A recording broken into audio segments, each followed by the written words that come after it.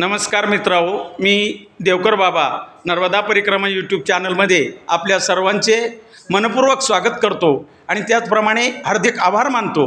आपली दिंडी श्री क्षेत्र त्र्यंबकेश्वरमध्ये आज दाखल झालेली आहे आणि त्या निमित्ताने आपण सर्व इथे दिंडी घेऊन आला आहात।